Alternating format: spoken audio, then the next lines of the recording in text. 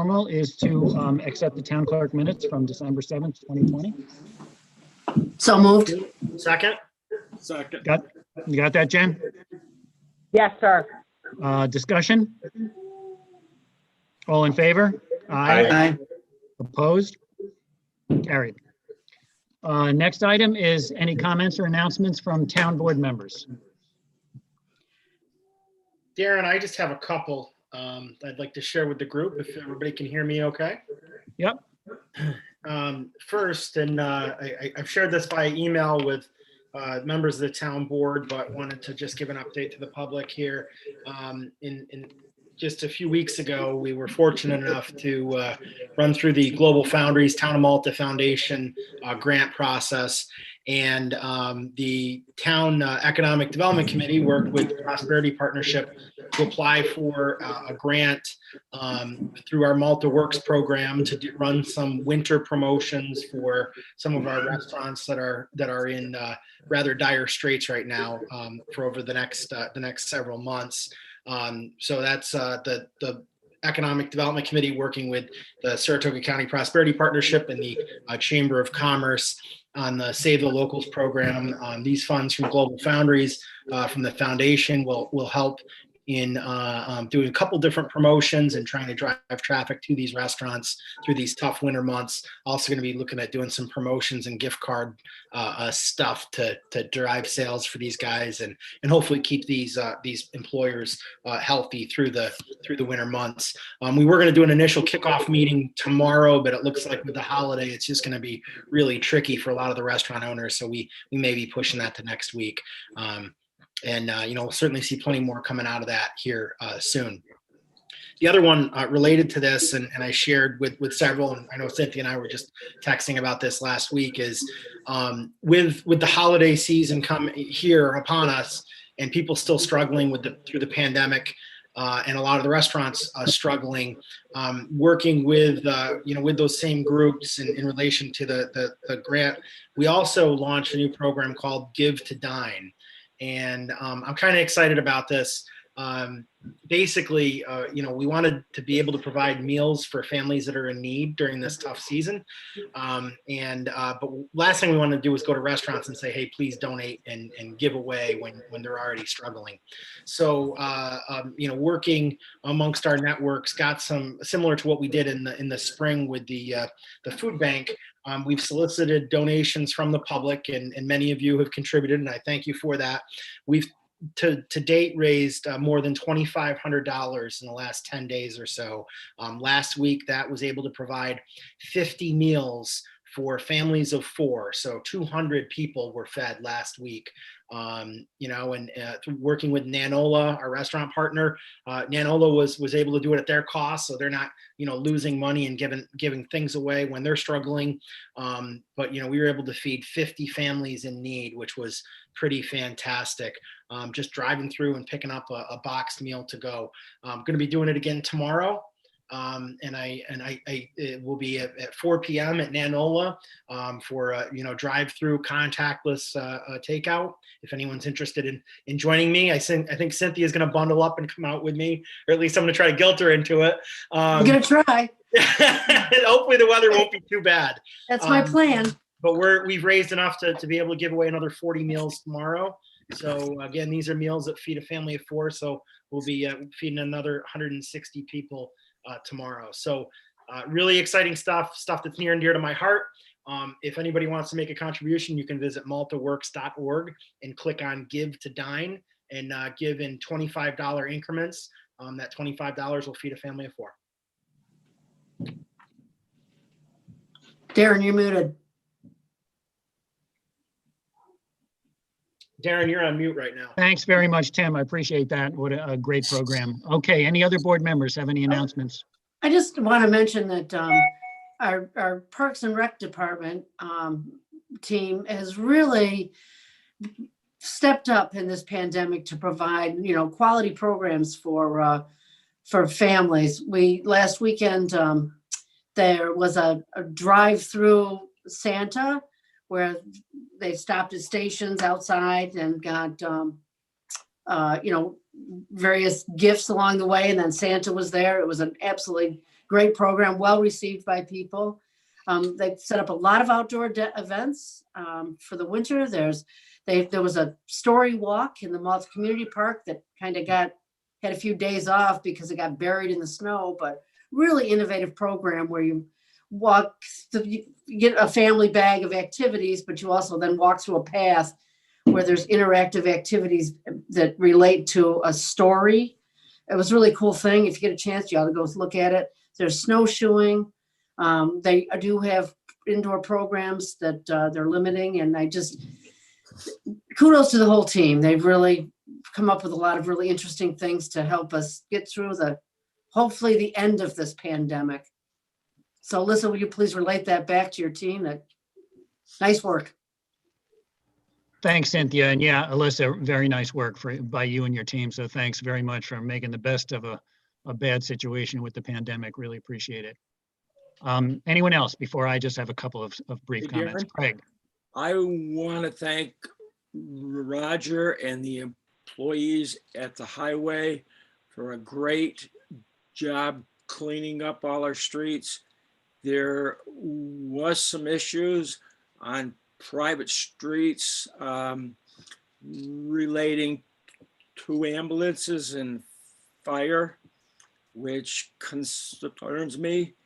But fortunately, Roger, he did a great job as always, and his whole crew around the clock. Thanks, you. Craig. Appreciate that. Any other comments by town board members? Okay, I just have a couple of quick mentions. First of all, as every year, I want to thank the Global Foundries Malta Foundation. They recently gave out awards, and as usual, these are awards given that are going to benefit the residents and young people in Malta. Shango Elementary got money for interactive whiteboards, Malta Elementary, Malta Senior Citizens, Malta Stillwater EMS. We just had lots of grants given to Malta organizations. Parks and Rec got $2,500 for Explore the Outdoors. The Safety Advisory Committee got money for bike lights and many others. So thanks very much to the foundation. We continue to appreciate very greatly, your support. If I could just interrupt you for a second, I see Paul Loomis on there. He also got a grant for his Roundabout Runners Club to work All right. on the 100-acre woods trails, and pretty much has got a team together that's doing some great work over there. So thanks, Paul. That sounds great. Congratulations, Paul. Glad to hear it. The other one is the Malta Town family got a handwritten letter from Nellie after our congratulations to her for her 100th birthday, and I'd like to read it to you if you don't mind. I want to thank the leaders of the town of Malta for their thoughtfulness in sending birthday greetings for my 100th birthday. I have a very special place in my heart for the town of Malta. My husband Milford and I came to the town of Malta in 1950 with our 4 small children. At times, we both were proud to serve in many offices of the town. Because of my old age, my children have placed me in the Embry Towers at Saratoga. Thank you all for keeping Malta the special place that it is. Best wishes for Christmas and the New Year. Sincerely, Nellie Johnson. So thank you, Nellie, and congratulations again. Department heads, any reports or comments, questions from department heads at this juncture? Karen, is Roger on the call? I don't see him. I saw Sandy. I didn't know if that was Sandy or if it was Roger. Yeah, Roger's not on the call, but Sandy is. Okay, so we can relate questions to Roger. I'll just ping him with an email. I had a question for him about something. I'll send him a note. Okay, but Sandy may have access to him just at home. If he's nearby, Sandy, and you can grab him. Is she trying to speak now? I thought I heard someone. Yes. Hello, Hey, Roger, how you doing? Tim, can you hear me now? Yes, sir. So I think I know the answer to this question, Roger, but I had a resident ask me first of all, I'm going to echo Craig's comments about the storm. Great job. I know you guys were dealing with a very, very difficult situation there. I did have a resident ask in regards to that, if there's an ability when the plows come through to lift the arm at the at the fire hydrants. So it's not so difficult to dig out fire hydrants. I think I know the answer to that, but I wanted to ask you without just assuming. Responsibility of the residents. We used to clean them out, but our resident asked us to buy the bushes around them that they planted and everything, so we've stopped. It's a responsibility of the residents to clean out the Right. hydrant for them. No, my question was this gentleman, he had cleaned out around his fire hydrant, the fire hydrant in his yard, and then when we came back through at a later date, it buried the fire hydrant back in as the plows came through a later time.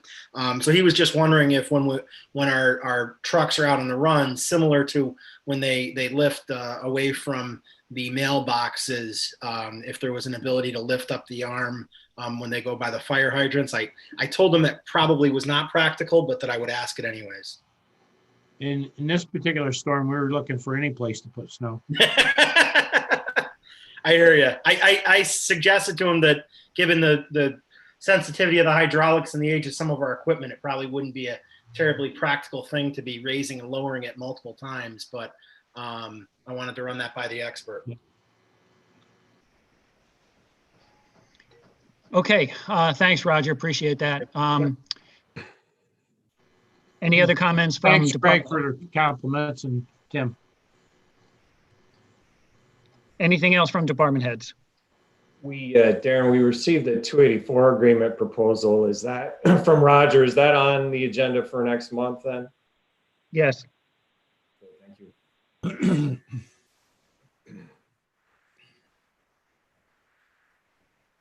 Yeah, we got it. So we're kind of looking at it today and formulating any questions that we might have for Roger. And, hopefully we'll, dig into that during the week before next Monday. Okay, Jamie, this is comments or questions from town residents. Do we have anybody with their hands up at this point? I do not see anybody yet. Okay, Anyone who well, doesn't know how to raise your hand, you go to the reactions at the bottom and you click on that and there's a raise your hand button.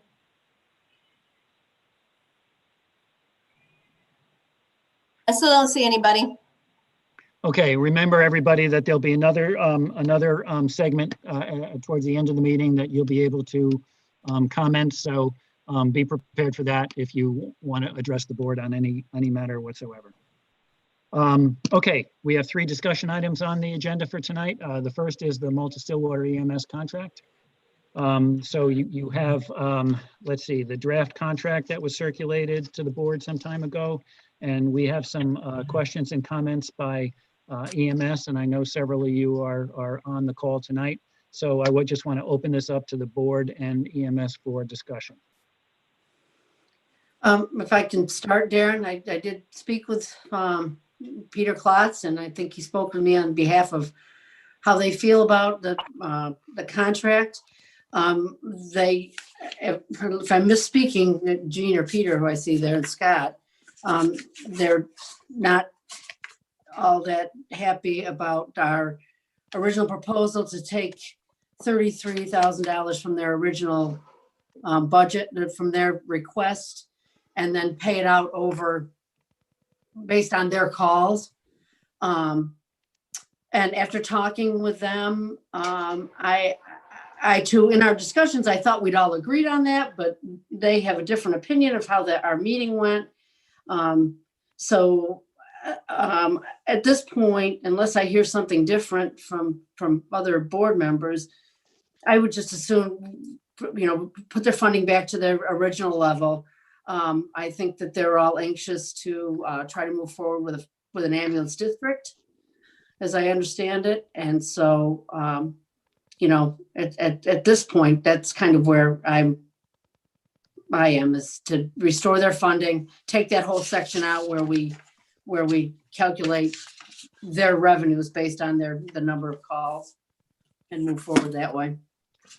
Okay, so if I remember correctly, one of the issues that we had in our discussions this year was, the vagaries of this past year with COVID and everything, and the difficulty in projecting revenues, because of that and other things. And so, it was as if the amount of money that they'd need was partially dependent on the amount of revenues that they get in. So that, if they get more revenues, and this is from the insurance from, bringing patients and callers to the hospital, et cetera. If the revenues are up, then they wouldn't need as much from the town. If they're not as much, then they need more. And so, that's where section 5 subs 2 and 3 were kind of developed, so that the sum of money in the contract was a given amount for EMS, and then there would be an extra $33,000 if their revenues were below 1.3. And then on the other side of the coin, if their revenues were above that limit, then it would be less from the town. So that was the theory behind that. And I want to, on behalf of Malta Stillwater, I want to thank you for letting us speak today and being able to address the town board. We looked over the budget, we looked over the wording that was put in after the meeting, and all of us were kind of blindsided by the extra paragraphs that were put in there, specifically paragraphs 2 and 3 regarding the revenue and monies to be paid back if our revenue got to a certain amount. We certainly have no jurisdiction over or no ability to predict how many calls we'll have, how many we won't have, how many people will pay for calls, how many people will have the insurance to pay for that. We have a tremendous amount of residents in our district, which not only do they have Medicare, they have Medicare, Medicaid, and New York State is, I apologize, my husband speaks very loudly. If you can hear him on the phone, he's on another call. So we have residents that do not have the ability to pay the bill as it gets generated, and Medicare, Medicaid has consistently over the last few years given less and less and less allocation for ambulance calls. So what we do is we try to work with the residents, and obviously if they absolutely have no ability to pay, we do a large percentage of forgiveness on those, because it's not fair to have someone have to decide whether to pay for food or for medication or pay their rent or pay a bill for an ambulance ride that they needed to go to the hospital to get better. And we've shown every indication to the town that we're fiscally responsible with every dollar that's been allocated to the town of Malta. And it was relayed to a member of our board by the town controller himself that our proposal for year 2021, the original proposal that was sent in, was the type of budget that he would have written. And we found it, terribly disconcerting that after the meetings that we've had regarding the budget, that these new paragraphs 2 and 3 specifically were put in after we had already thought that the budget was decided. We've been submitting for grants to help cover the cost of new necessary equipment and replace outdated items that absolutely are positively needed for our residents. And we are the only ambulance service in the county of Saratoga that's not part of a municipality that has no ambulance tax district. And I think that would go a long way towards helping to relieve some of the burden on the town to allocate money for us where they could be used to, say, go to other departments that absolutely positively need updated equipment to service the residents of the town of Malta. Hey, Dean, let me just interrupt for a second. I have to take issue with some of your statements there. Sure. I remember specifically discussing the $33,000 in our meetings, and the paragraph 2 especially, this is in there because of what you say, that EMS can't accurately predict its revenues because of Medicare and Medicaid and the number of calls you're going to have. So this was specifically in response to that, and we discussed it in our meetings. Am I wrong, Kevin? Didn't we discuss that?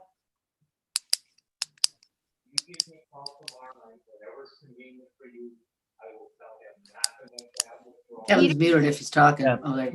You are correct, Darren. I'm looking at an email dated October 5th, and it's stating, the concern about not meeting the revenues. Therefore, we would put $33,000 back in the budget in the event that they do not meet the revenue targets. So, it had been discussed, and the proposal written, the draft contract also takes into the fact that they do exceed the revenue that they budgeted. What's good for the geese should be good for the gander, and the payback is over 8. I think it's, originally I drafted it equally, so it was over, the $33,000 went to them over 4 pay periods, so to speak, 4 levels. I originally drafted the recoupment over the same 4 levels, but upon hearing their comments and concerns, I spread it out over 8 periods. So I feel that the contract, it did address the $33,000. The board did go back in and put that back in and said, okay, if you do not meet your revenue targets, we'll have that $33,000 for you. So One of the things I think need to consider, I don't want to suggest that anybody's approach here is not fair or thoughtful or is somehow meant to harm anyone. I think we're trying to figure out a fair way to do this. But we fund a lot of organizations, and their need for money, depends on one or more factors that are, variable during the course of the year. And I guess one question is, are we going to start to take this approach with all the folks that we give money to? That we're going to look at their variables, we're going to have these sliding scales, we're going to monitor them during the year, and we're going to adjust their funding mid-year based on where those variables actually wind up. That is a concern of mine, that we get into the business of doing that. That is, generally not how annual government appropriations work. They are, for the most part, a fixed number that's based in part on a forecast of need and based in many cases on past performance, where an adjustment might be made looking forward based on where you've been in the past. So I'm a little concerned about getting in this business of having a going forward sliding scale administrative process of testing where those that receive money from us, which are a lot of organizations, several times a year. So that's a concern of mine. The other factor is that some of the costs for this organization and others are fixed costs. They're not all variables, and they don't all correlate to a particular factor or another. So, I'm particularly concerned, and again, I don't want to be, too critical, because I think the motives are good and directed at fairness here, but I'm concerned about the gander side of this, the downside that we're going to start to actually take money away. To my way of thinking, I prefer to approach that as we have historically, and that is when we look in retrospect, where the organization has actually been on its finances, if they've been too much to the positive, then on a going forward basis, we can reduce the appropriation in the subsequent year. I don't think that it's wise and prudent to get in the business of reducing funding during the course of the year to our organization. You can make up for it in the following year. So I tend to support removing the downside or the reduction of revenue component of the contract. I think there's more of a case to be made, on the upside of, if you're short, this extra money is there.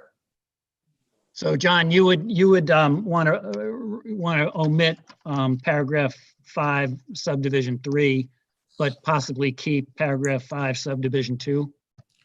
Yeah, I mean, were it me, I would leave the whole thing out, but I in the interest of compromise, I would take out the downside and leave the upside, there. Or I guess the other way around is if they're short revenue, that extra money is there. Yeah, I agree with John. Punish them if they, receive excess revenue. With a group that is on a fixed income and revenue that's getting cut and cut, this is not the place to actually start doing that, I think. So I favor having the money in there and not returned afterwards if it is short.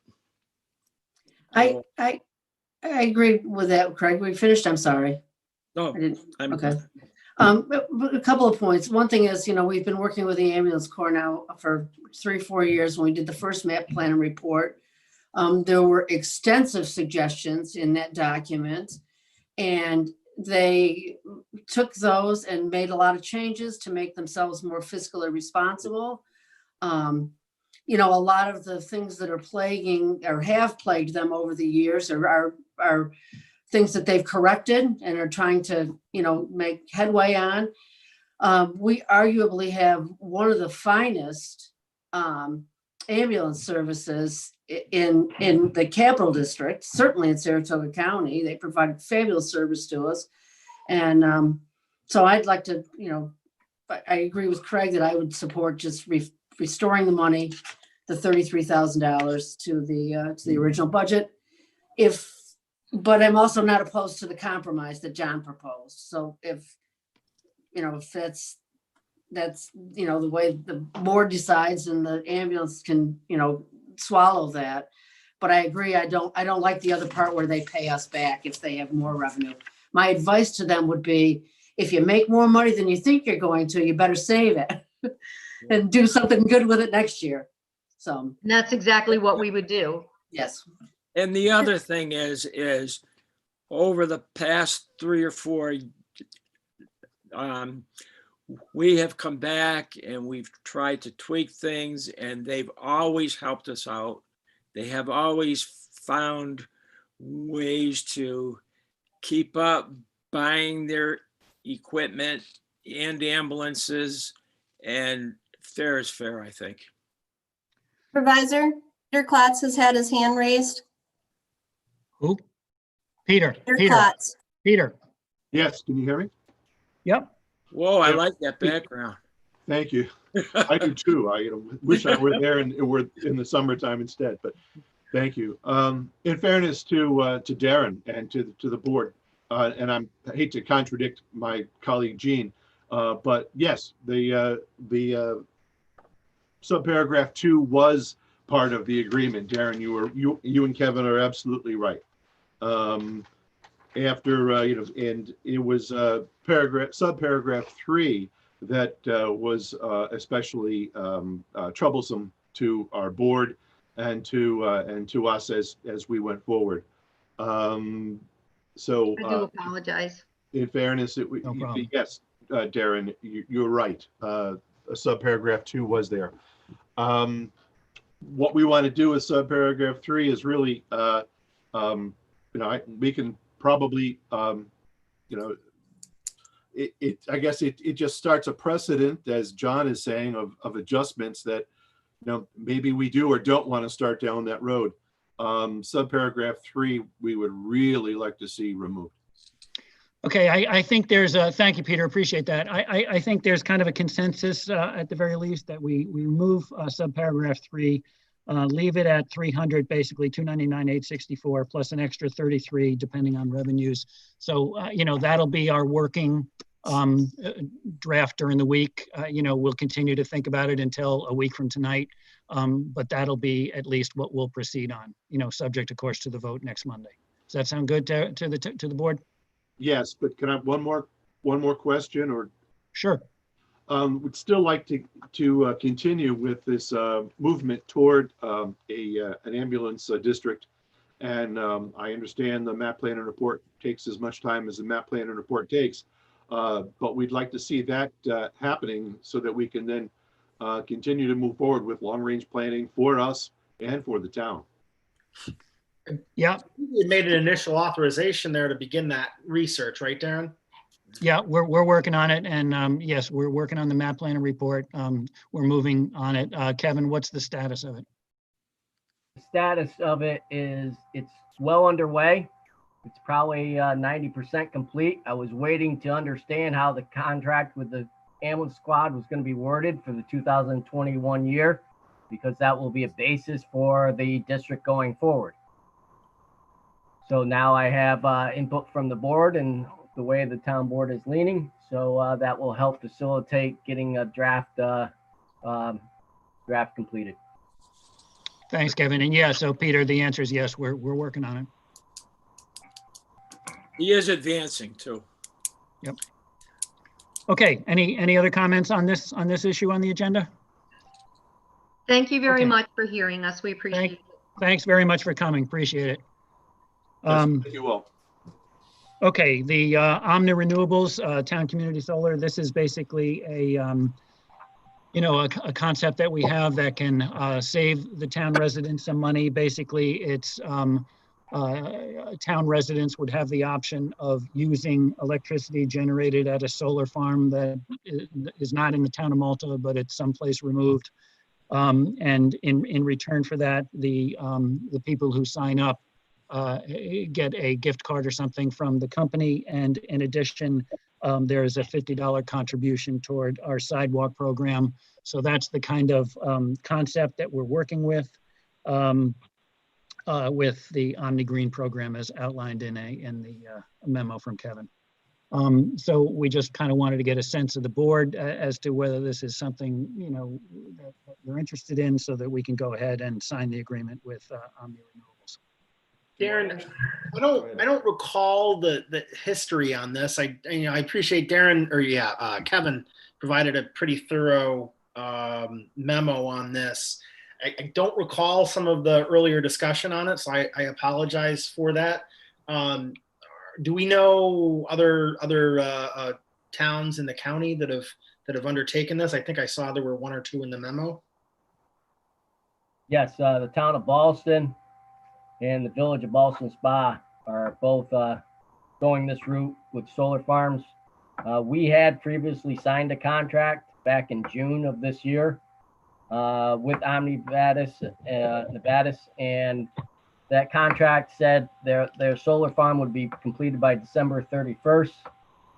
It's not going to make that date, so our current contract will be void. That contract had the 11% discount. However, they're offering, I became aware of what they were doing in the other municipalities in neighboring towns regarding contributions, and pursued that option. And that's why we're where we are right now, is recommending that we enter in a new agreement with Omni for the new farm at 10% and participate in the Omni Green program, which would provide $1,000 one-time contribution payable to the town for towards the town's sidewalk projects, and then $50 donations thereafter for each one that signs up. And we would utilize the town website to solicit future subscriptions through this arrangement. How long is a subscription for, Kevin, that an individual commits to? We can get out with, I think it was 60, relatively short notice, under 90 days, I think it was. Okay. And the commitment is to buy their entire power need from the community solar farm? That would be the resident, yes. Okay. For us, it's our four main buildings. What happens in terms of, there will be power available to these subscribers regardless of whether it comes from this community solar farm or not, right? If the solar farm is not functioning correctly and can't meet the demand, they're not going to be without power, right? No, all you're doing is getting credits off your bill. You're still getting your energy from The grid. The grid. Okay. So it's not a supply, it's not a direct supply arrangement. It's a more generalized concept, right? Correct. Okay. They'll be getting the same electrons. Kevin, did you look at all into what they've done in Saratoga Springs with community solar? I seem to recall a conversation with Michelle Madigan where they had taken a recent approach with community solar. I heard you mention a couple other communities, but not Saratoga Springs. No, I have not. I originally started this process utilizing a state contract, but they did not allow for demand metering. So I just utilized my own RFP and went out, solicited vendors, and this is the same type of subscription that they're offering on the streets. Yeah. Now, if I'm not mistaken, didn't the city of Saratoga Springs actually maybe have turned their landfill into a solar farm? Yeah, I'm trying to find the info on it. It was an interesting approach, that something unique that they did, and I'm just blanking right now on the specifics. But this is a no cost Right. approach to us.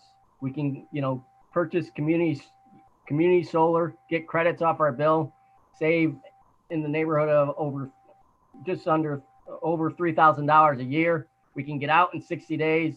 It didn't seem like it's hurting us at all. What's the length of the commitment with the contract, Kevin?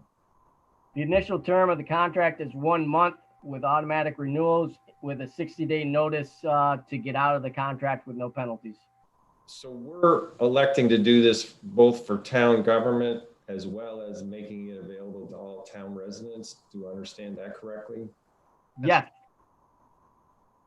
So no, a town resident there wouldn't be an independent arrangement available to them that they could seek out and obtain themselves. They would have to go through this particular. No, they could go to anyone. Okay. There's other companies out there. I just signed on with some other company. I forgot it may be NextAmp offered a similar program that came through the mail. I signed up for it, and I'll start to receive the credits off my bill. It's really, for the company, it becomes more of a marketing tool, John, that that it helps them connect with customers a little more quickly. Are we obligated to do anything, Kevin, here in terms of promoting this for this particular vendor? I think all we're being asked to do is post it to our website, which provides us with the opportunity to obtain additional funding for our sidewalk projects. Okay. No other downside that you can see? I can't see any other downside. You, Darren?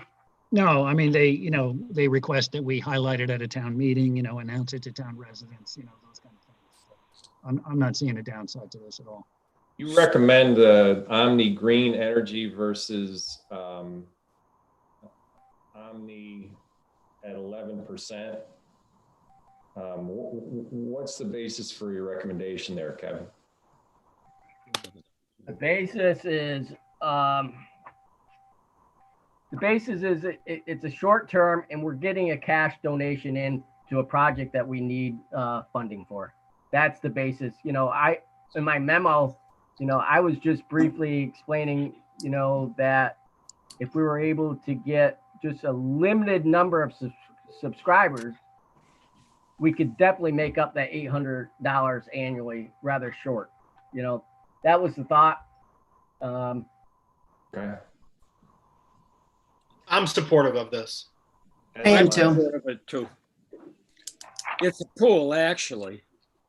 I John, you needed okay the with extra. Yeah. I needed the extra explanation, but yeah, after listening to all of that and reading Kevin's memo, there doesn't seem to be a downside. Thank Hey, you, Okay. Kevin. That sounds good. Kevin? Thanks. We good? Kevin? Thank you. Yes, Greg. I got a question. When the resident gets his statement, the pooling is applied at that time, or is it something that he has a separate statement that he has to send in to Omni after the fact. My understanding of how this works is, they'll have access to your billing, so they'll see $100 credit show up on Kevin King's bill. Kevin King will then get a bill from Omni for $90. I got $100 credit on my National Grid bill, therefore they're looking for $90 payment to them. So there is separate statements and after the fact. Yes. Okay. Thank you. Okay, thanks. The next item on our agenda is the soccer fields. I had some discussion with soccer club representatives, we've discussed similar things, over the months and years about, the need for sports facilities for young people in the town. And so we've had discussions with the soccer club people, and what they would really love is to find some way that there could be an indoor arena for soccer and maybe other sports that would be available during the long winter months here. So we're kind of exploring different ways to do that. They've sent some ideas that we've circulated among the town board. We're at a very early stage, so I'm not so sure whether it justifies at this point an extended discussion of it. I just wanted to raise it for the board so that that these things are kind of out there and to think about. Yeah, Darren, I had a good discussion today with Andrew Werner with the soccer club, and just kind of picked his brain a little bit and shared a few thoughts on discussions that I've had with a few other groups over the last few years on this topic. And I think we're going to, it looks like they've kind of moved away from the dome idea that they had shared via email, but they're kicking around a bunch of different ideas. So I looking to try to connect with he and Gary Priest probably sometime next week. And Paul Loomis, don't think you're getting out of here scot-free, because I'm going to be pulling you into that too. Is there, I know Paul has some good ideas on how that might be approached. is there a reason that the town supervisor's not having those conversations? And I guess my other question is there a representative on the call now or on the Zoom? I don't think so. No, I have been having those conversations. Okay.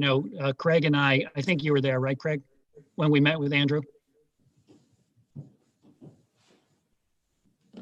You're muted, Craig. You're muted, Craig. We did have those conversations about 2 weeks ago. Yeah, Craig and I met with Gary and Craig and I met with Gary and Andrew, and went over these various kind of possibilities, and so that's kind of where we are at this point.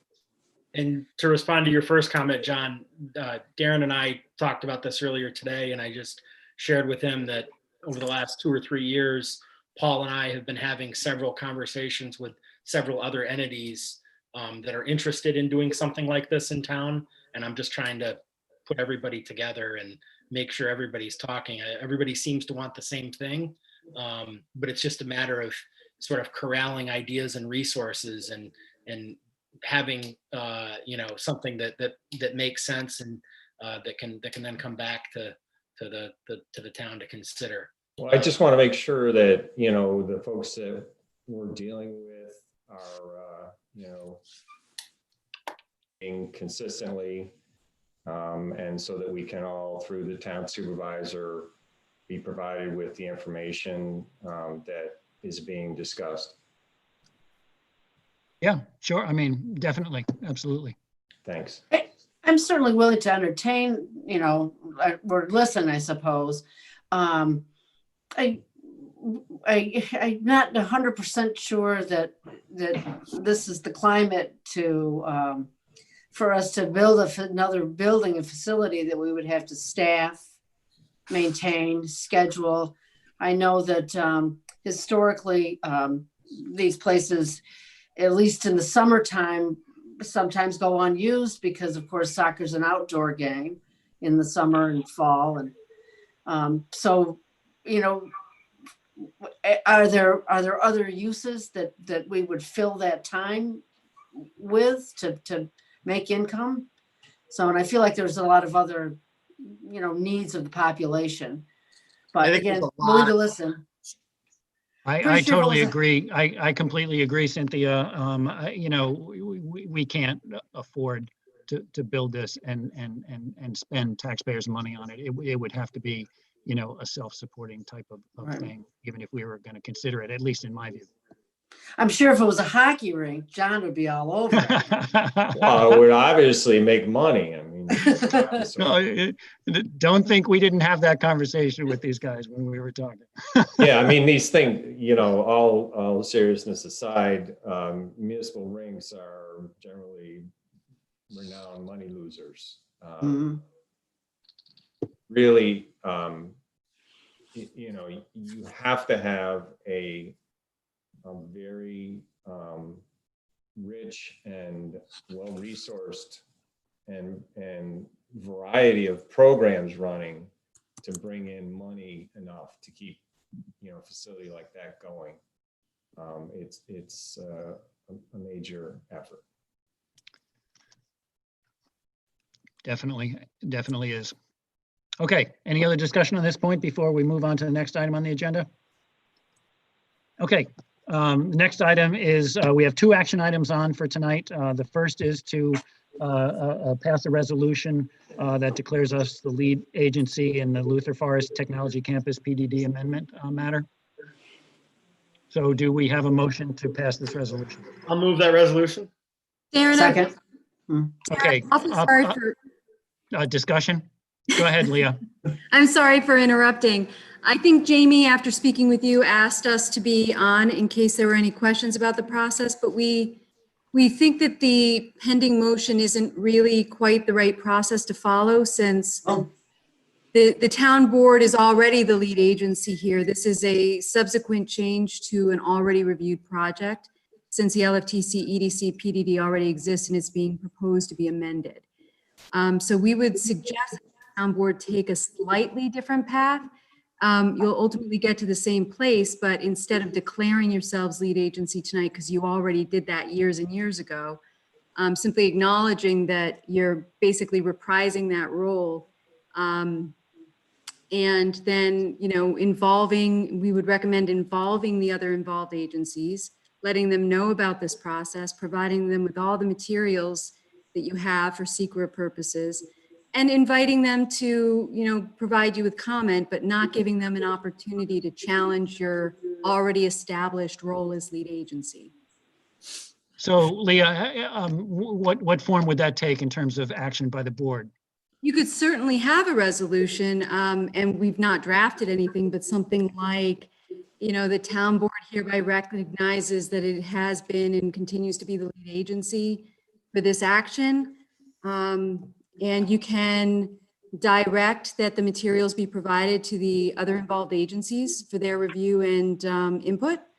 And if you'd like, you can start down the path of a recommendation, or rather a referral to the county and the town planning boards as well, if you'd like to do that tonight. We realize you might not have the amendment language though, so that might be a little premature. We've done this twice before, Leah, the process of amending the PDD for LFTC. What was the first step the town board took to initiate that process? John, your volume keeps going in and out, so I'm not sure we caught Okay, the yeah, question. I'll get closer here. So we've amended the LFTC PDD twice in the past through ultimately a supplemental environmental impact statement. What was the first step that was taken to initiate that process? Not sure. I don't think Okay. we were involved in it. It may have been redeclaring the board as lead agency. It may not have been. We don't know. We don't need to do this, is what you're saying? We don't need to declare ourselves lead agency because we Correct. are already, and there's an existing seeker determination. We're Correct. gonna potentially reopen that seeker determination and reevaluate. Maybe. What the board's going to be doing after you receive input, presumably from the 2 planning boards and from any involved agency, is that you'll be considering whether or not the changes to the PDD create any new or different impacts that were not previously considered by the board during the previous CEQA reviews. And you're right, John, I think there's been 2 supplemental reviews. There's been the original and then 2 supplemental. I think the last one was 5 years ago. So what would the first step be to get us going down this road then, to make referrals? What do we do next, Leah, to get going? Right, we would suggest a resolution just because it's easiest to have an action item. We'd suggest a resolution, but making clear that the board is recognizing that it's continuing in its role as lead agency, and if you wish to involve the other involved agencies, and we think you should, that you are directing whomever you want to direct to make the other involved agencies aware of this proposed amendment to the PDD and seek input from those other involved agencies. At the same time, if you wish, you can include in that motion or resolution a directive to refer the application to the county planning board and to refer the PDD amendment application to the town planning board as well. Okay. Again, we don't think there's an actual proposed local law being provided yet. So, we might have to hold off on that, but you could certainly include the referrals in the resolution as well. Why don't we have a proposed local law yet from the applicant? We don't. Why don't we wait for them to give us their proposal, then we'll make referrals to the 2 planning boards and actually start the process going forward. It sounds like we're jumping up out of the starting gates when our, the race isn't ready to be run yet. Why don't they have a local law amendment filed yet? I don't know the specific reasons. They just don't have it together yet. I mean, we know the general contours of what they're requesting in terms of, changes to, bulk requirements and permitted uses on the campus. It just seems to me we know enough to move forward with the next step so that we don't get caught in the same kind of situation we were in last time when we tried to get something going over there on the campus. So, Leah, if I may, do you have the resolution in front of you that I've just moved? You mean in writing? Correct. Do you have a copy of it in front of you? No. Okay, can I make a suggestion here? Leah, instead of the board of the town of Malta designating itself, why don't we substitute the phrase notes that it is lead agency, etc. And then keep the last resolved where we provide a full copy of the project application to all involved agencies and add the phrase and invites those agencies to participate in review of this proposal as to whether the proposed amendment creates any environmental impacts not previously reviewed. So This is Mark. I have a suggestion. Can people hear me? yeah, Mark. I would suggest the first part of that sounds great. I would suggest not triggering in the other involved agencies' minds the notion of whether there are new or different significant environmental impacts. Just ask for their comments. Very good. So This is Teresa from Bakener from Whiteman, Osterman, and Hannah. My only observation is under the regulations, there isn't a provision for the reestablishment of seeker lead agency where you've been seeker lead agency before. And typically you do send out a notice to all the involved agencies, just letting them know that you would like to continue in that role. Teresa, what's the status of your proposed text amendment to our PDD? The status of the text amendment is that we are waiting for some traffic information so we can make sure that we've appropriately addressed all the thresholds relative to peak hour trips to make sure that we're including the appropriate amount of square footage. So we really can't get comments from anyone else until that information is available, correct? Well, the information that's been submitted so far is the long form EAF. And that contains information from a seeker standpoint that other agencies may have comments on as well. I suggest that we stand by on taking any action until we receive the text from the applicant here based on this further traffic analysis, so that when we start off, we don't have to back up at all and that we have everything in front of us that we need. Well, would we have to back up if we go ahead with this resolution either tonight or next Monday, a week from tonight? Is there a possibility that we'd have to back up on things and do stuff over again? I don't know No. the timing of their analysis.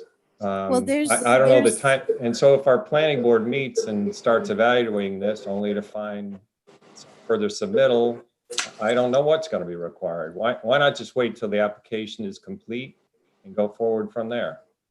Well, because typically you do take as a first step a notice of intent to be lead agency or reestablish yourself as lead agency.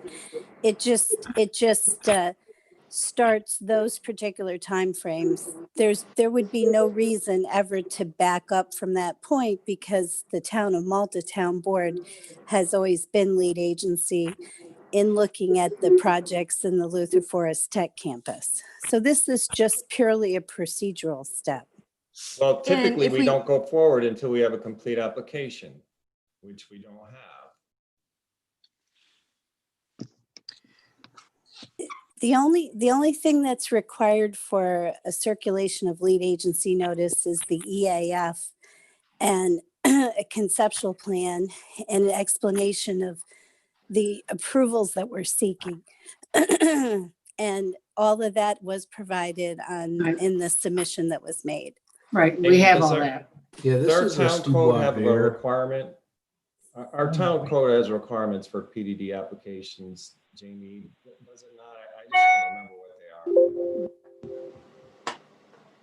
Yeah, this is Steve Wavier with McFarland Johnson, also representing the applicant. And what we were trying to establish. I had a question for our planning director, please, if I could have that responded to. I'm Jamie- here, John. You just kind of been waving in and out a little bit. Yeah, Yeah. sorry, It's okay. don't we have requirements as to what's supposed to be contained in an application for a PDD amendment? Yes, we do. Okay, does it include the text of the proposed PDD amendment? Yes, it does. Okay, so Yes, we it don't have a does. complete application yet. Why don't we wait until we have a complete application in accordance with our town code, and then we'll start our review. Leah and Mark, do we have to wait for a completed application before we take this step of noting that we're already lead agency and referring? Mark, do you want to answer or do you want me to? Go ahead. Yeah, so in a very technical way, for purposes of referral to the county planning board and the town planning board, you may have to wait. For secret purposes, we don't think you have to. We would recommend, though, that if you adopt a resolution this evening to kind of get the secret ball rolling, that you hold off on actually sending any notice out to the other involved agencies until you have all the materials they may want to review, and until you have, for purposes here, we're talking about the proposed amendment local law. So that way we're not slowing the process down, but you're also not sending only some of the application materials on to other involved agencies. I'm okay with that. I really don't like the fact that we don't have a complete application, as you can tell. And you I can also- certainly wait. You can certainly wait. Teresa and Steve, how would it help the project if we were to move forward on recognizing that we're lead agency in a resolution passed like next week versus waiting until the actual PDD amendment application is submitted? So this is a Well- Steve Wavier, and as Teresa mentioned, to reestablish yourself as a lead agent and circulate your intent is a 30-day process under seeker. So the lead agent declares their intent, sends a note to all the involved and interested agencies, and they have 30 days to respond. So what we were trying to do is get a jump start on that 30-day idle time to reestablish your board as the lead agent.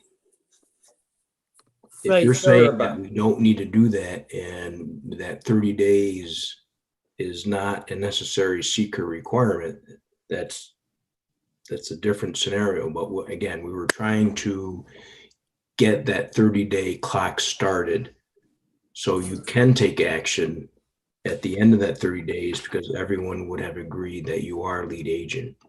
Darren, can we have Mark respond to this issue of whether we need to reestablish ourselves? I'd like to rely on Mark's advice. Okay, well, John, yes, we can, but I wanted to hear from Teresa and Steve first. So go ahead, Mark. Thank you, John. Yeah, and I was going to try to address that anyway. So Teresa, I can't see you, but I can hear you. You can hear me, right? I can hear you, Mark. Yes. Good. So I'm not sure I don't know that we have a difference of kind as opposed to a difference of degree, but the regulation that Attorney Baker is referring to is the secret regulation at sections. I'm only saying this for her benefit. I'm not looking for the town board members to go jump on this, but it's the regulation at section 617.6 B as in boy 6. And we're reviewing it pretty closely, and we do not see that there's a requirement to reestablish lead agency here because none of the three factors that might require that seem to exist in this situation. If there is any thought from anybody that there might be somebody seeking to contest the Malta Town Board continuing in the role as secret lead agency, a super conservative applicant might urge us to go through a reestablishment process just to eliminate that possibility. From our background and experience in these matters, at the campus, we don't see any rational concern that anyone's going to contest the Malta Town Board continuing in the role as secret lead agency. So somebody, either Councilman Hartzell or Supervisor O'Connor, just summarized our view, which is that it is not formal reestablishment is not required, and therefore there is not a new 30-day clock. The Malta Town Board is, in our view, is simply continuing in its role as secret lead agency. Right, so I think it sounds right. So I think the board could conclude based on that advice that there's no 30-day clock. So in the absence of the 30-day clock, is there a reason for us to do anything right now before we get the actual PDD amendment application? Well, one last piece of information that might be helpful is, can you get us the proposed legislation within a week?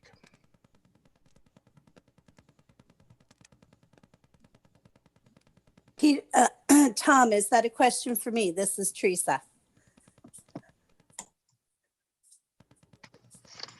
I'd like to have Teresa answer that question. Yes, please. Okay, great. Yes, we believe we can get you that within a week. And while I understand Mark's position with respect to reestablishment of lead agency, I would just say that in a situation like this, where we're likely to be required to do a supplemental environmental impact statement, it is always beneficial to the applicant to make sure that all of the procedural steps have been taken under seeker, because it is generally the applicant that bears the risk of anybody objecting in the event those procedural steps were not taken. So generally speaking, I hear what Mark is saying, but from our standpoint, having a formal reestablishment of lead agency just provides additional procedural compliance that we can point to. While I agree, it's extremely unlikely that any other involved agency would disagree with the town of Malta being lead agency, but particularly where the town of Malta has always acted as lead agency. It just seems a risk not worth taking, frankly. Thank you, Teresa. Mark and Leah and Tom, do you see any harm in this resolution being moved with an amendment to the second paragraph to read, resolve, the town of Malta, the town board of the town of Malta has previously designated itself lead agency for purpose of administration of SECRA, et cetera, and proceed in that manner? Well, it wouldn't technically, you don't want to say previously designated itself, you want to say has previously been designated as, because it actually happened by agreement among the involved agencies. But let me just reflect back on one of the things that Attorney Baker just mentioned. If the applicant, this is not typically what applicants do, but it's not a criticism at all. If the applicant is telling us right now that in fact the applicant intends to prepare a supplemental environmental impact statement, then we would probably agree with her that you could go through, you can keep the resolution as it started and go with reestablishment. It's just very unusual for an applicant to say at the outset that they're anticipating preparing a supplemental environmental impact statement. You can sort of reshape what I just said as a question of the applicant's counsel. Applicant's counsel, are you suggesting at the get-go that your intention is to have a supplemental environmental impact statement? I'm suggesting that for every LFTC EDC amendment that I'm aware of, there was the preparation of a supplemental environmental impact statement. We are adding a new use to the park, to the campus, in addition to making some other changes to accommodate that use. So, Mark, we certainly didn't expect that anything else would be required other than a Do I understand, supplement. excuse me, do I understand correctly then that, Mark, on the basis that we think we're going to have a supplemental, a third or fourth supplemental, that it is best to do this designation or redesignation process now? John, it's really hard to hear you when you're fading in and out. Yep. My question was, if we believe, based on what's being presented, that it is more likely than not that there will be a supplemental environmental impact statement, should we, on the basis of that assumption, make this redesignation determination now? So I think that the answer is, while it doesn't change our view as to whether it's required to be done now, the applicant's presenting a reasonable position of being as conservative as possible and as early in the process as possible, crossing Ts and dotting Is, and is suggesting the substantial likelihood, my words, not the applicant's counsel's, but I think I'm characterizing it reasonably well. The applicant's counsel suggesting the substantial likelihood that there will be yet another supplemental environmental impact statement. So given those facts, it's not inappropriate. Okay. I'm happy to go forward on that basis, and I'm glad to hear that we're going to have the balance of the application shortly. Mark, could you repeat the suggested language for the regarding previously designated? Suggested? What, how about if you read what you had in front of you, what you said that triggered it? So I was suggesting that we phrase resolve that the town board of the town of Malta had previously designated itself lead agency and continues to assert that role for purposes of administration of the State Environmental Quality Review Act. So I'm sort of suggesting we're suggesting a bit of a streamlining. Simply say was previously designated instead of designated itself. But to accommodate the applicant's concern, you could add a phrase like, and intends to continue in that role. I would think that would give the applicant's counsel some comfort that we're giving an opportunity for an involved agency to contest that if an involved agency wanted to do that. Is that a fair statement, Ms. Baker? Yes, Mark, that is. So Okay, so we'd be doing that and then removing the second decretal paragraph of this resolution, right? The one that provides notice to other agencies?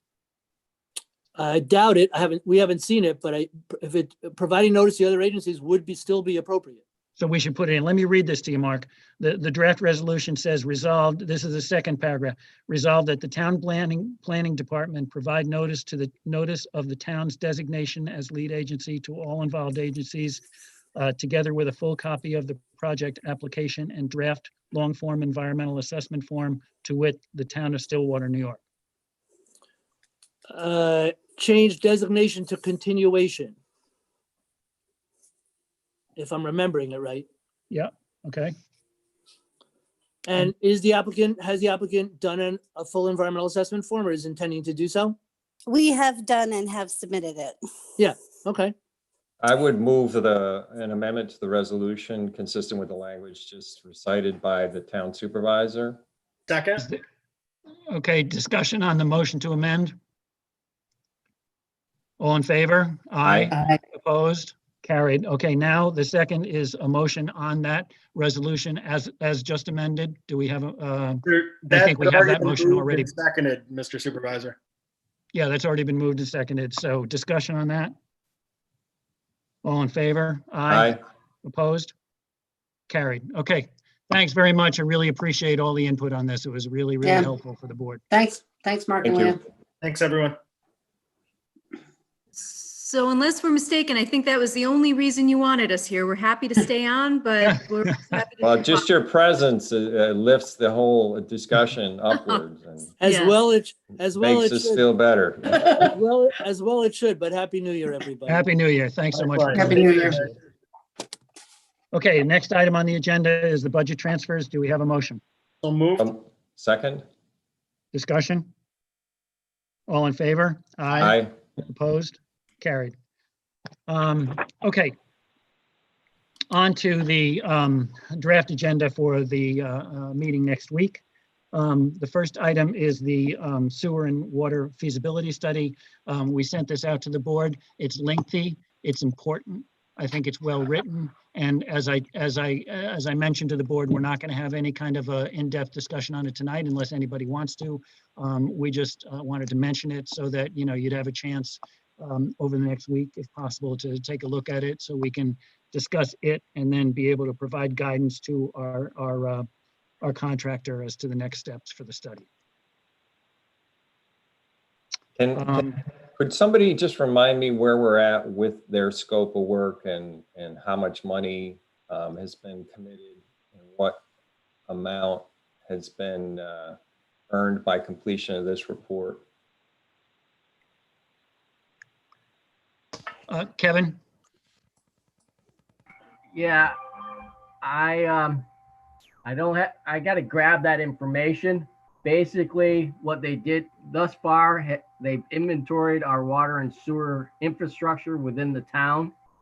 And their next step after that was doing this economic feasibility study to understand the potential development along those corridors, so that the next step would be, if you guys are agreeable with the economic development along those corridors, that gives them the usage, which gives them the pipe size, which gives them the cost, which then they can quantify into total project cost by section and in total, and then go about how do we pay for it. So they are probably in the neighborhood of maybe 25% done at this point. They're still progressing along, but this is where they are right now. Does that help? Remember, thanks. Do you remember the contract value, Kevin? Hang on one second. I don't want to hold up the meeting, Darren. Craig, do you remember what the number was on that?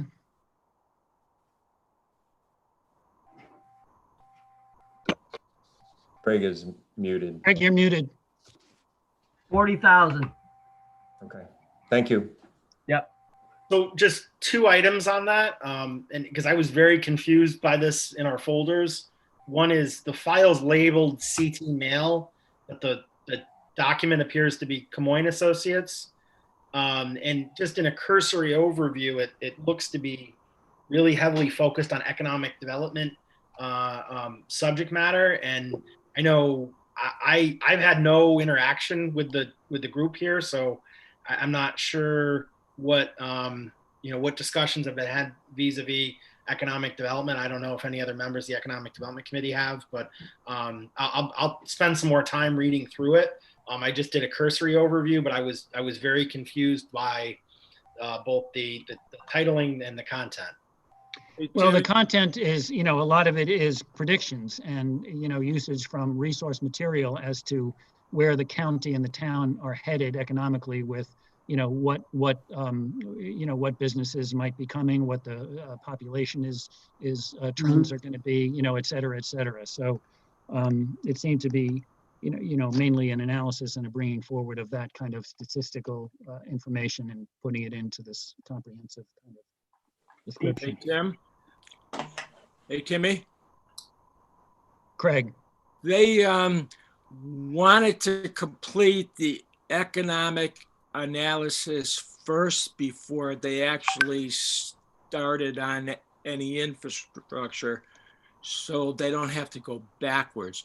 That's why it's so heavily in this phase driven economically. at this point. But, And they're a subcontractor in it also. Who's they? Come on. Des Moines. Yes. So yeah, I know that makes sense, but there's a lot of info out there already on this stuff, and I just I had like I said, I had no interaction with them and wanted to make sure that they had some of the resource material that's been already built at their fingertips. I'm sure they are finding that stuff as well, but wanted to just make sure that it's all everybody rolling in the same direction. Tim, how much time would you need to review this and give them whatever thoughts you feel might be missing? Well, I'll be reading it over the next couple days, but it's hard to tell how long I'm gonna. Well, in fairness to you, you shouldn't have to drop everything. I mean, what would it do to give Tim a couple of weeks to, how big a deal would it be to give Tim a couple of weeks to read through it and consult with his committee and provide some feedback that they think appropriate? Well, Tim, why don't you just let us know, when you've done that? I mean, Kevin, in terms of the schedule for the contract with CT Mail, does that impact this discussion at all? Do you remember? I believe there was some milestones in there, but we also had a very unique year this year, which delayed the start of this contract. So I know we're already going to be going back to the grant agency and saying, hey, we need an extension. So that doesn't, I don't think a couple of weeks will hurt us, but we just got to keep this ball moving along. Yeah, and the last thing I want to do is slow it down, but when this landed in my inbox, it was the first that I had heard any on this other than when we approved the initial contract. That was discussed ahead of time. It was very clearly laid out with a specific timeline and what was going to happen in each phase also. Very clear on that. I mean, why don't we spend some time on it this week and see how we can at least discuss it next week among us. I have not spent any time on the document. Once Darren said, we weren't going to be discussing it tonight, I kind of shelved it because we had a lot of material to go through. So yeah, and similarly, and it landed without any context, so it was very confusing. Okay, so we'll put it on. They're asking for input. They aren't asking for your critique of it. I would suggest we leave it as a discussion item for next week. Yeah, I mean, they sent us this, for our review, and we're ready to proceed to the next step. And what we said was, well, let us run this by the town board, see what kind of ideas they have, because that might impact, how you go forward with the next stages of the project. So that's why we brought it to the board's attention. Don't overthink. So let's discuss it. Let's discuss it next week, and then we'll determine how much longer, if any, we need to reflect on it before they proceed to the next step. I think that's a good plan. Okay. In the meantime, I'm going to reach out to the granting agency, getting the necessary paperwork started for an extension, because they delayed our award date for a few months. And I'm also going to start talking with CT Mail, because I did look at their contract, and their contract was supposed to have completion date through February 12th, but they didn't even get started until September because of COVID-19. So. Yeah. And because of the delay that was not there. Right. Well, hopefully this isn't going to slow it down too bad. Okay, fair enough. The next item on the agenda for discussion is the dog park fees. We just got a request from Krista and her colleagues there, asking for authorization to increase the fees. We went through a couple of iterations of what they were going to put in for. I think there's a consensus on at least some of us. I think it's a consensus that we need to continue with our regular programmatic policy of charging increased fees for non-Malta residents. The proposal by them is raising the rate to $25 for Malta residents, $30 for non-residents. And the letter says, and $50 for 2-dog families, but that, needs to be changed to reflect what I think is the board's consensus that there needs to be a difference. So, my recommendation was just going to be $25 per dog for Malta residents and $30 per dog for non-residents. So, I think that's probably going to be Krista's request. So that'll be in front of the board next week. Are people comfortable? Is the board comfortable with that? Yep. Yes.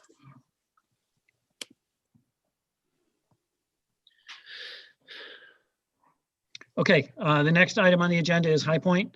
I've been in discussion with Kelly, and I did tell her that I was not planning on having any kind of a substantive, in-depth discussion of the issue tonight because of the difficulty in getting people noticed for that, et cetera. And I mentioned that what we were going to do is just have this on as the agenda for next week, and then only to set a future public hearing in February, at which everyone will be given the opportunity to be heard on the issue. So that'll be a resolution on for Monday night, and that is to set the date for the public hearing on the change to the High Point sidewalks for February 2nd, 2021. The next item on for next week will be to declare the lead agency of Malta for the athletic field improvement project. We've discussed that at length. The next item will be to approve traffic mitigation refunds. And I think everybody remembers that when we changed the traffic mitigation formula, we're going to have to refund a few contractors for money that they paid pursuant to the last formula, just to be fair.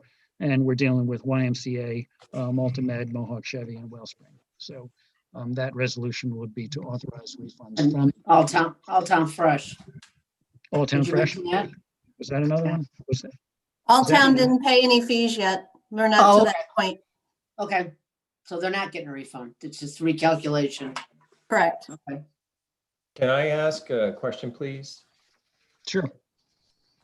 Just the look back period, what determined that we're going back to 2017 and stopping there?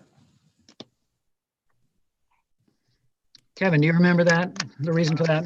Yeah, that related to the time frame in which the those projects were listed onto the post tip.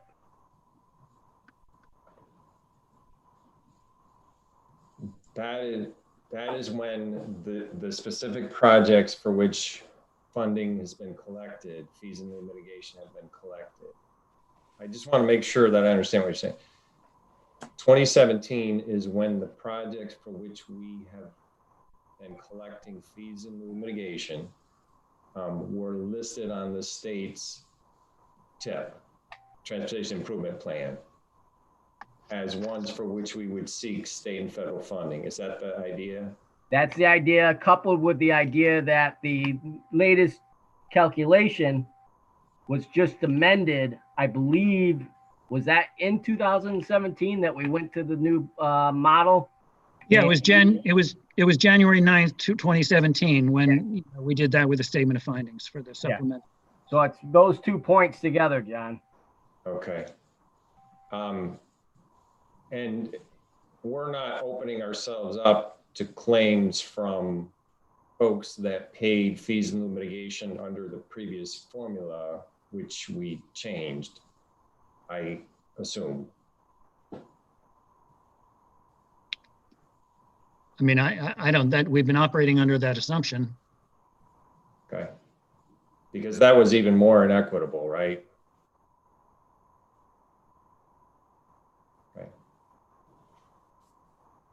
I think it was according to a formula that was established.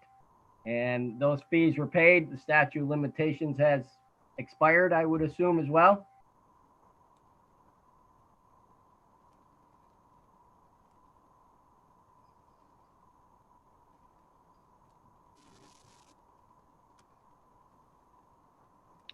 Any other discussion on this one?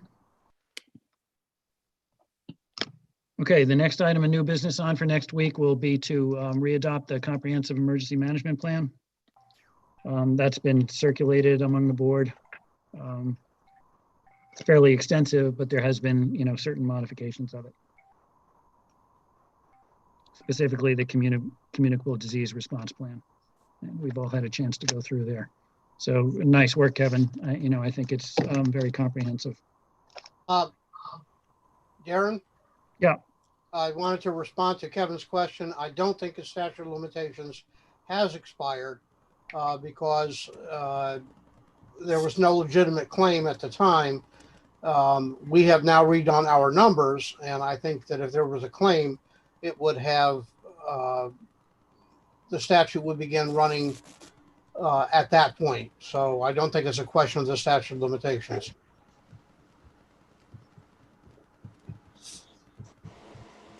Okay.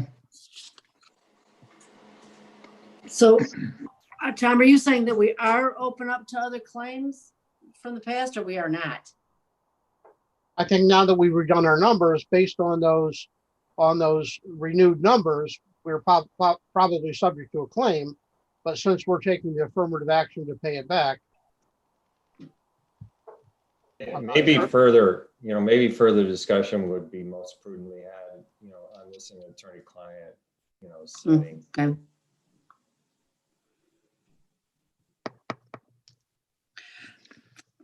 Any other comments on the comprehensive emergency management? I just want to say that I did take some time to look at it, and I assumed that Kevin's hand certainly was in it. It looked like a tremendous amount of work. The three things that you're that we are modifying. So thanks for all that.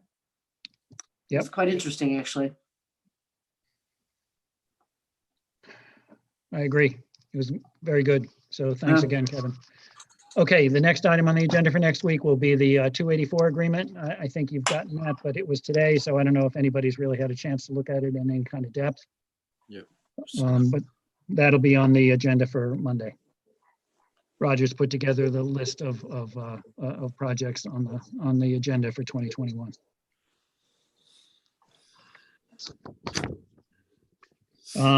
Next will be the EMS agreement, and I think we've been through that. Next item is the 2021 engineering, services agreement with Shazen. Are there any major changes to that, or is it pretty much same? I don't think there are any real significant changes. I think it's basically changes to the rates under the consumer price index, right, Kevin? That's what we're talking about. That is correct. 1 point something. 2%, did I read Yeah, that 1.2 or something. Hey, I'm sorry to do this, just on the 284 agreement, we can discuss it next week, but I noted that there is no inclusion of Luther Forest drainage work on there. I don't know if that's, that can be explained because it's coming from some other place and not the highway fund, but I just noticed that it includes drainage work down at exit 11, but does not include Luther Forest. John, the version that I looked at did have that included in there. Oh, mine doesn't. I didn't see one. There was the version that was sent around. It included $90,000 for Luther Forest drainage work. Shall be set aside to be expended for maintenance. I guess so. Number 3 of his notes. Yeah, in the yeah.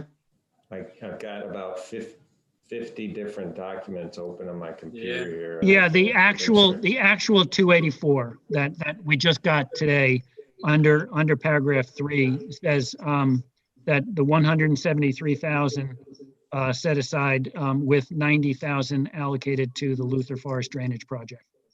I'm sorry, if you could I've just opened it up here. Paragraph 3. Okay, I beg your pardon, it is in there. My apologies. Okay, so let's see, the 2021 engineering with Shazen, we've been through that. Any other comments on that? No. Okay, and the GAR, the agreement with GAR, we've been, using them for several years, I think. And they've always, met our needs. So, the proposal will be to enter into another agreement with GAR. And the next item on the agenda that we're going to add, I think, is Hearn Road, I think, right? Leah, you sent out oh no, Leah's not here. Mark is. Oh, Mark is still here. Yeah, we have a proposed resolution that I sent around to the board regarding the procedure on Hearn Road. So we'll have that on the agenda for new business.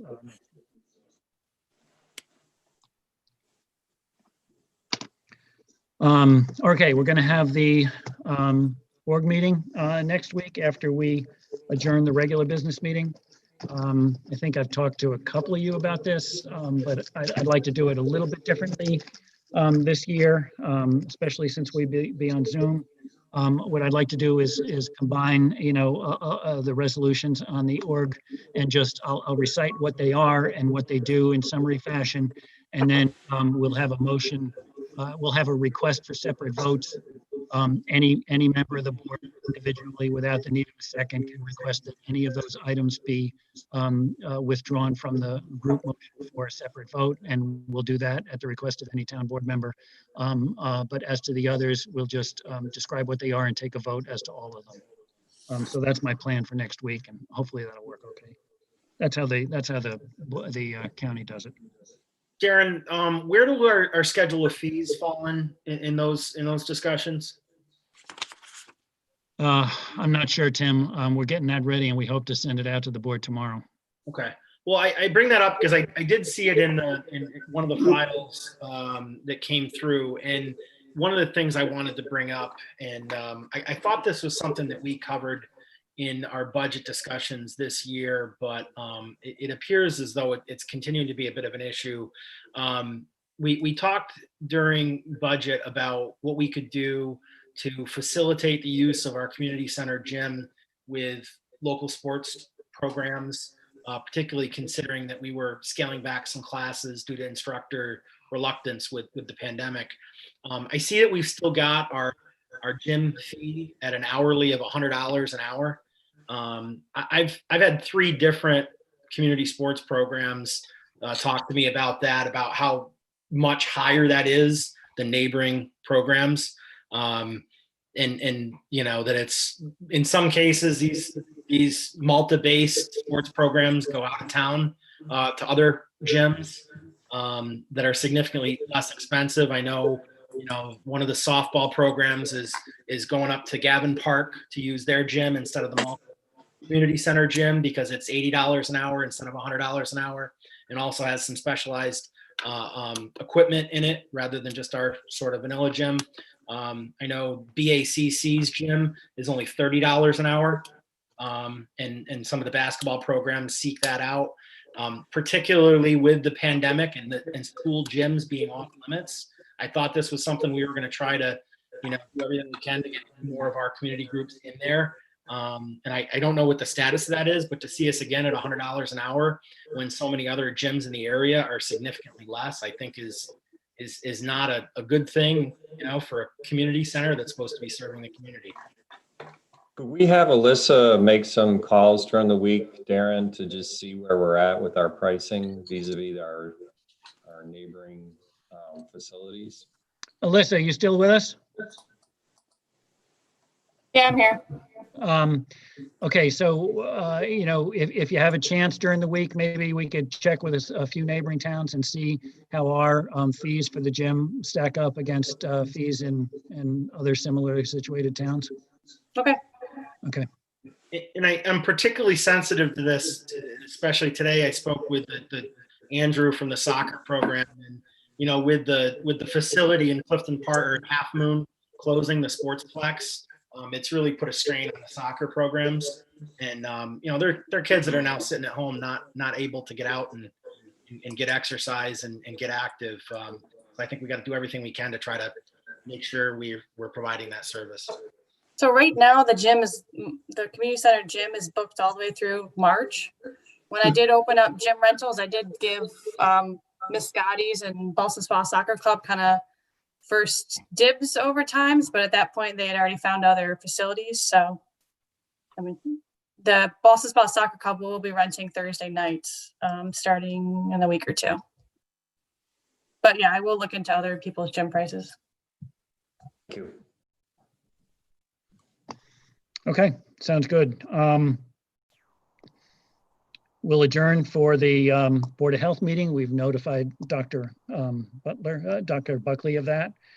And that is what our meeting next week will be, our meetings. Do we have any other business tonight?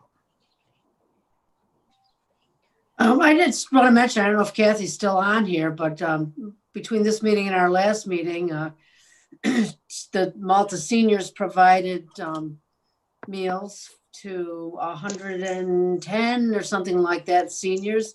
And Kathy needs to be definitely, it's a lot of stress. It's a lot of work for you, and it's a lot of stress, and it was an incredible thing. We packed bags with little goodies that she managed to organize, and everybody was thrilled with that. And then just getting the meals out is a feat in itself. And pretty much everybody there volunteering, second guesses every time Kathy's organizational skills, but it's almost unbelievable how well organized it ends up being, and how appreciative everybody is. And I know it's a tremendous amount of work, and I know we thank you often for the work you do on behalf of our seniors, but I'm thanking you again. Oh, thank you. Yeah, it was 119 dinners. And I'm very proud to say that we use our local restaurants, and Andy's Adirondack Grill provided that one. We used Ripe Tomato, we've used Carson's. We stay local, and we don't ask for discounts. So I just want to let you know that, we really are very involved in our community, and all of our seniors, when they go to places, they tell them they're Malta seniors. So that's kind of cool. Really support, the community, and we all thank you for your support. We will have a meeting on January the 4th, and our speaker will be Paul Perot, who will speak about a person that is born and raised in Malta and has some great history, but little known. So definitely want to come to that one if you can. So he's always interesting. He is always interesting, and seniors love their history. So looks like we're going to be continuing staying in for a bit. It does not look like we're going to be able to do any traveling, but we are going to be doing some more meals. And again, it's a great group of people. I have to say, I couldn't be happier with how it's grown, and it's grown by word of mouth, and it's grown homegrown in Malta. And I really do appreciate that. Fantastic. Thank you, Kathy. Different hat on for just 1 second. Sure. This snow was crazy this last time, and nothing that the highway department did, but I know the county struggled a little bit with the roundabouts here. There was a pickup truck with a trailer in tow that difficult managing that roundabout at Hannaford and Chango, backed up traffic all the way to Cedarwood. So I think the troopers did come out and try to help them out, but and the county also took out a pedestrian beacon on Hearthwood and Round Lake Road. So that's down, and I didn't know if we should be contacting them or if the town contacts them, but it's out. So that's a concern. We definitely have to get them to fix that. Roger, you on? We'll ask Roger about that tomorrow. Thank you. And with that, Happy New Year, folks. We'll see you in 2021. All right. Thank you, Kathy. Jamie, do we have any other comments? Any other hands raised? I don't see any. Okay. Do we have a motion to adjourn? Sorry, before we do that, Darren, just wanted to speak to Ann Klotz, praised us on this, that it was much easier to hear this than we tried to do our hybrid approach. So she just mentioned that in the chat. Thank you, Ann. Hope it was a little easier. I know it was easier for me. So thank you, everyone. Yep, I think this worked very well. So thanks, everybody, for participating through Zoom. We appreciate it. Happy New Year, everybody. Oh, do we have a motion? We need a motion. Before we do, just if I might, Darren, I'd just like to acknowledge that this is the last time that our town attorney, Tom Peterson, will be guiding us. Tom has a legacy of decades of service to the town and has done a lot of good work for the people of the town. Tom, I think, is a very unique commodity in terms of his ability to suffer fools, including the likes of me, quite well. He has a deep respect for the people that he deals with. I've never seen him intemperate. I've seen him be creative, and invariably Tom is kind to the people that he deals with. So he leaves, I think, a legacy that he can be very proud of, and for which I am grateful, and I'm sure many others are as well. And I wish Tom the best in his endeavors. Thank you, Tom. Thank you. And thank you, Tom. And yes, I wish we didn't have this COVID thing. So, our celebration last week with Tom, we could have been able to invite more people, but, because of COVID, we had to keep it sparse. And so we presented Tom with our sincere, heartfelt thanks and a memento of the town's great appreciation for his past 20 years. So thank you so much, Tom. It's been a pleasure. Motion to adjourn? Second? Discussion? All in favor? Aye. Aye.